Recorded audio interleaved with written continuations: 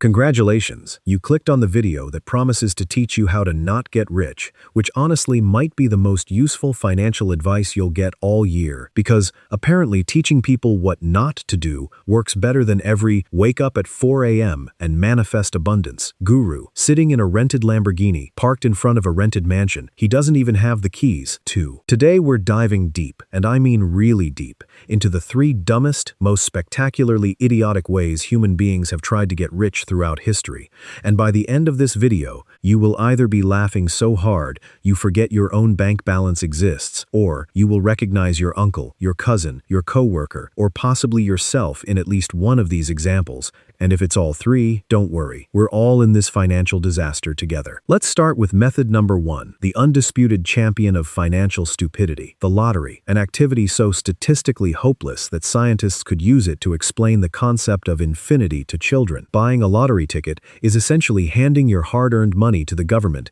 and whispering, "Please, sir, may I have some hope?" And the government takes your $2, smiles politely, and uses it to repave a highway you'll never drive on. The odds of winning a major jackpot are roughly 1 in 300 million, which means statistically you are more likely to be struck by lightning while simultaneously being attacked by a shark on your birthday, while also discovering your ex gained weight, all happening at once in the same afternoon. And yet somehow that combination still feels more achievable to people than winning the lottery. And still, every single week, millions of people walk into gas stations with the confidence of a Wall Street trader, buy a $2 scratch ticket, scratch it with the intense focus of a surgeon performing open-heart surgery, lose immediately, sigh dramatically, and then buy another ticket because clearly the first one was just a warm-up. My cousin Kevin, who exists in these scripts purely so I have someone convenient to blame for humanity's financial sins, once spent $300 on lottery tickets in a single month, an amount that could have paid his electricity bill twice, and won exactly $4, which he then, and I want you to really sit with this decision, reinvested directly back into more lottery tickets,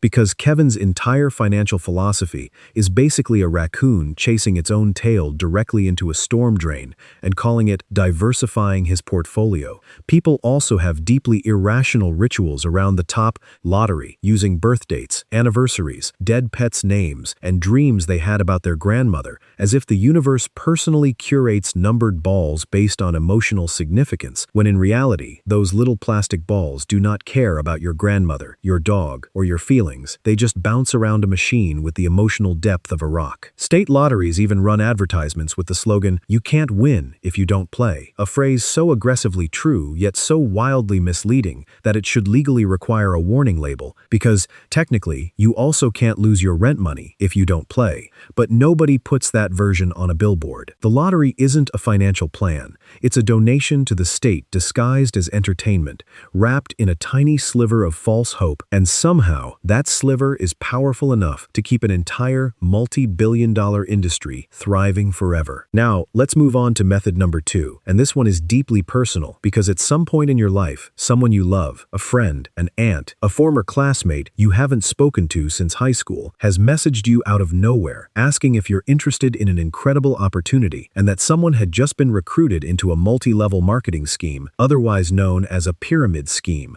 wearing a blazer and drinking a green smoothie. Here's how it actually works. You pay money up front to join a company selling leggings, essential oils, or a revolutionary protein shake that somehow cures everything from anxiety to a bad Wi-Fi connection, and then you're told, very enthusiastically, that the real money isn't in selling the product itself, it's in recruiting other people to also pay money to join, who then recruit more people, who recruit even more people, and at the very bottom of this glittery pyramid, standing confused and financially wounded, is you, surrounded by 400 unsold bottles of miracle metabolism-boosting greens powder that tastes like a lawnmower, had an emotional breakdown inside a swimming pool. The people at the very top, the ones who built the pyramid originally, they're the ones actually making money, while everyone underneath is essentially sprinting on a hamster wheel, while being repeatedly told the wheel is secretly a staircase leading straight to financial freedom. These companies also love hosting massive conventions where thousands of members gather in a hotel ballroom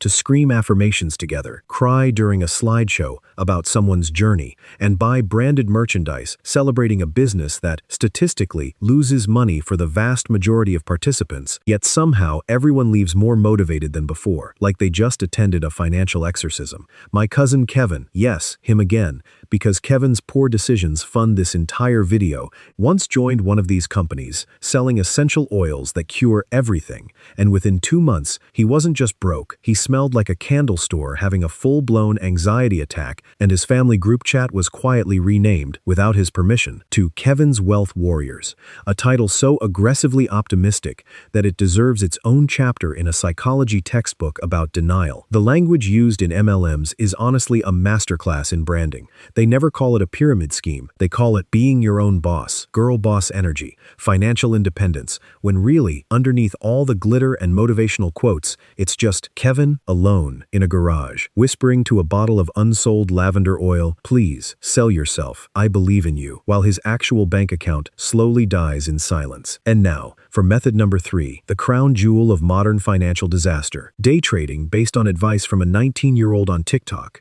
who has never held a real job in his life, yet somehow owns 3 Rolexes and films himself standing in front of a rented Bugatti, always rented, because apparently nobody in these videos actually owns anything. It's essentially a very expensive game of dress-up, funded by other people's poor decisions. This method typically involves discovering a cryptocurrency because it has a funny name, sometimes literally named after a dog, watching it spike 800% in a single day because a billionaire posted a meme, panic buying at the absolute peak because it's still early, trust me, and then watching in horror as it crashes 95% overnight while that same billionaire casually tweets a picture of his lunch, completely unaware or unbothered that he just vaporized your rent money. This is essentially the financial equivalent of lighting your own savings on fire, filming the whole thing, and captioning it "diamond hands," as if watching your bank account evaporate in real time is a personality trait, rather than a full-blown cry for help. There's an entire online culture built around this chaos. Forums filled with people posting screenshots of catastrophic losses captioned with fake confidence,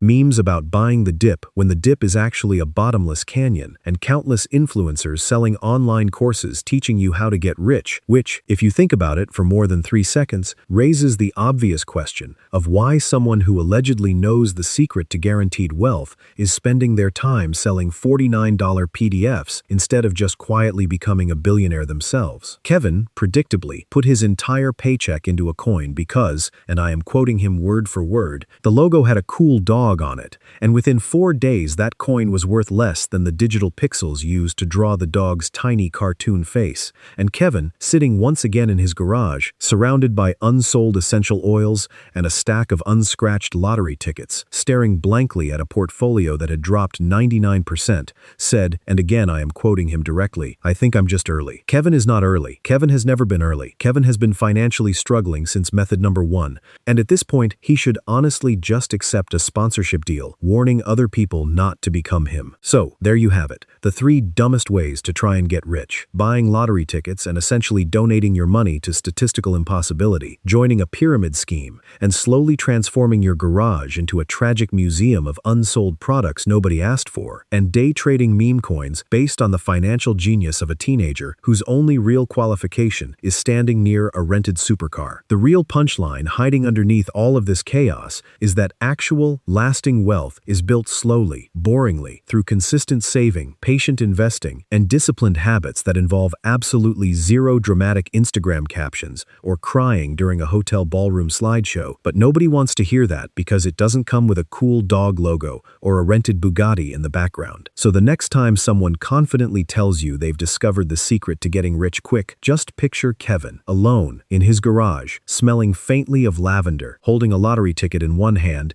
and a worthless cryptocurrency portfolio in the other, whispering softly to himself that he's almost there. Because at this point, he isn't just a cousin, he's a living, breathing, financially devastated monument to absolutely everything you should never, ever do.